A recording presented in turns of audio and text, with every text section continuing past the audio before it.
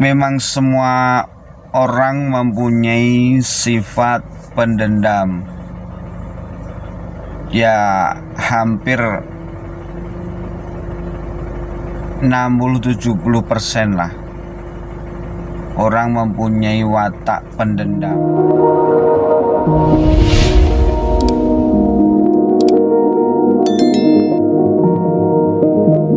Halo, assalamualaikum warahmatullahi wabarakatuh. Sahabat-sahabatku dimanapun kalian berada, bagaimana bercerita tentang watak pendendam atau mengingat masalah-masalah yang sudah berlalu, yang bertahun-tahun tapi tetap diungkapkan di beda waktu.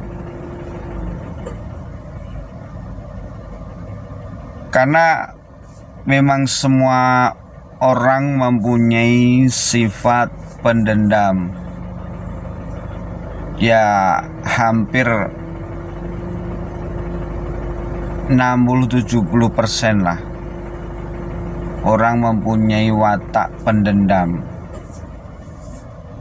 Dan diyakini atau tidak diyakini, semua orang akan mengalaminya. Semua orang pasti mempunyainya. Seperti hal contoh nyata dan real ya. Ada orang A, sebut saja si Fulan, itu suatu ketika beberapa tahun yang lalu mempunyai masalah dengan orang B.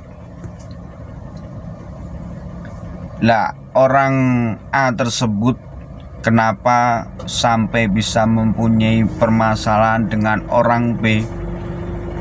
Sebetulnya bukan masalah yang harus dimunculkan, kalau tidak karena menuntut hak-haknya. Katakanlah si A adalah karyawan dan si B adalah bos, menuntut hak-haknya setelah kewajibannya sudah dipenuhi. Akan tetapi sebetulnya tidak menuntut haknya, tapi pengen mengetahui hal apa yang menjadi dasar perhitungan haknya tersebut. Alhasil tidak bisa menemukan hasilnya yang signifikan, tapi malah menjadi dendam pada orang B. Dan terus diingat sampai bertahun-tahun, hingga ketika bertemu kembali, orang si B menolak orang si A dengan alasan yang sudah bertahun-tahun diungkap di beda tahun. Boleh dikatakan sudah kelewat 5 atau 6 tahun yang lalu. Nah, sahabat-sahabatku, orang melakukan apapun hal yang positif ini pesan ya, pesan buat saya pribadi, dan semoga menjadi pesan untuk sahabat-sahabatku dimanapun kalian berada. Orang yang dianggapnya begini ya, dianggapnya melakukan hal-hal yang positif setiap hari, entah itu ibadah, entah itu sudah melakukan hablum minanas, bahkan sampai dengan hablum minallah hablum minannasnya itu sudah dilakukan, akan tetapi masih mempunyai dendam kepada satu orang, itu akan sama aja bohong. Karena apa? Dasar yang dipakai adalah sudah bertahun-tahun terlewati, tapi masih diungkap dengan alasan cerita beberapa tahun yang lalu. Itu artinya adalah masih mempunyai kekotoran hati, dendam, dan tidak bisa memaafkan. Di satu sisi, orang Syiah merasa ketika bertemu kembali dikatakan bersalah, si A ini merasa tidak mempunyai masalah dengan si B, si bos lah ya.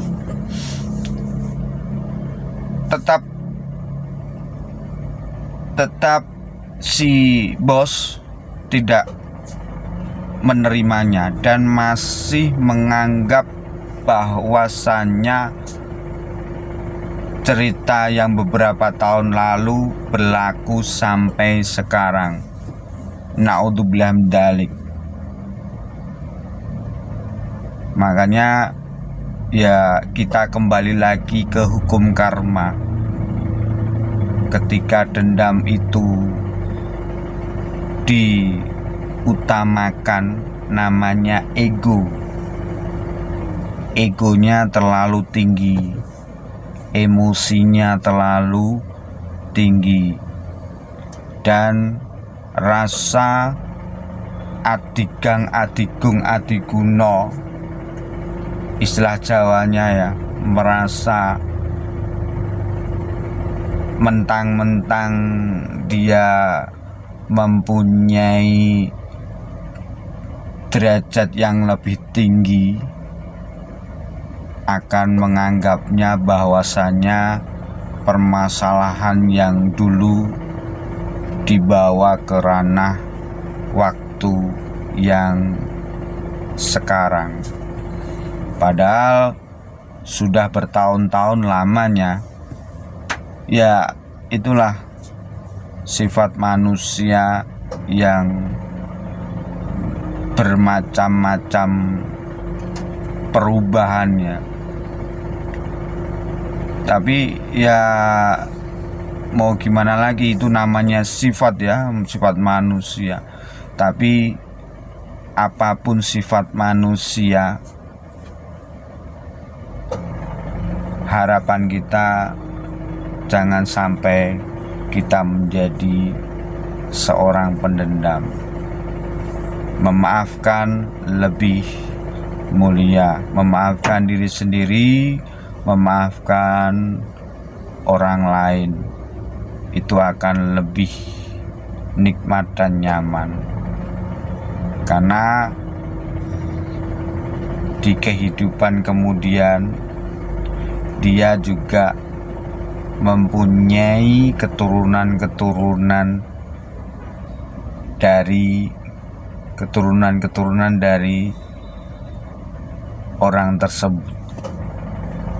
Hati-hati dengan rasa dendam.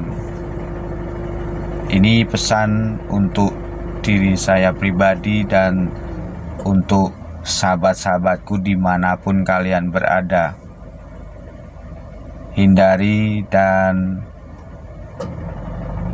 tetap memaafkan, dan jangan menjadi alasan untuk tidak menerima orang lain di kehidupan kita. Wallahu a'lam, semuanya kita kembalikan kepada Allah Subhanahu wa Ta'ala, dan hati-hati dengan hukum karma. Oke sahabat-sahabatku, salam sehat, tetap semangat, back to our certificate. See you next video. Wassalamualaikum warahmatullahi wabarakatuh.